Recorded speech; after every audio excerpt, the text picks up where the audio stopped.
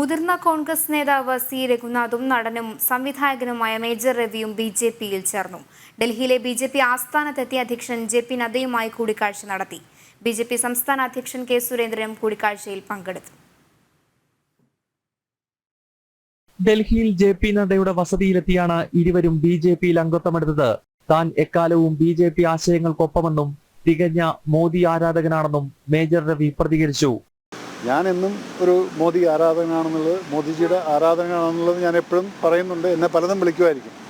പക്ഷേ ഇന്നാണ് ഞാൻ ബി.ജെ.പിയുടെ മെമ്പർഷിപ്പ് എന്നുള്ള രീതിയിൽ ഞാൻ ദേശീയ അധ്യക്ഷനിൽ നിന്ന് വാങ്ങിച്ചിരിക്കുന്നത്.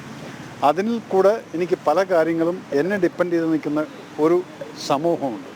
അപ്പോൾ കേരളത്തിലെ ജനതയ്ക്ക് വേണ്ടിയിട്ട് എനിക്കിനി വലിയൊരു രാഷ്ട്രീയ പാർട്ടിയുടെ സപ്പോർട്ടോട് കൂടിയിട്ട് എനിക്ക് പലതും ചെയ്യാൻ സാധിക്കും.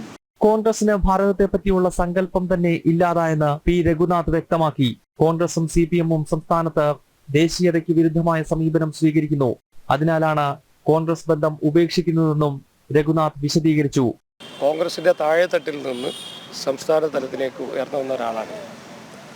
പക്ഷേ കോൺഗ്രസിന് ഭാവി ഭാരതത്തെക്കുറിച്ചുള്ള സങ്കല്പം തന്നെ നഷ്ടപ്പെട്ടു പോയ ഒരു സാഹചര്യത്തിലാണ് കോൺഗ്രസുമായുള്ള ബന്ധം അവസാനിപ്പിച്ച് ദേശീയതയിലേക്കുള്ള നമ്മുടെ രാജ്യത്തെ മുന്നോട്ട് നയിക്കാൻ ശേഷിയും പ്രാപ്തിയുമുള്ള ഒരു നേതൃത്വത്തോടൊപ്പം ചേർന്ന് പ്രവർത്തിക്കണമെന്ന് ഞാൻ ആലോചിച്ചത്.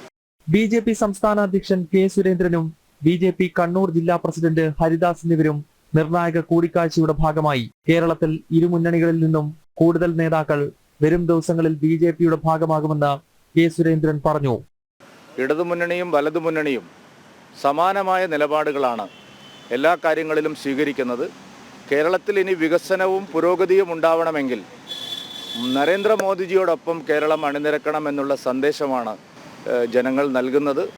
ജനം, ഡൽഹി.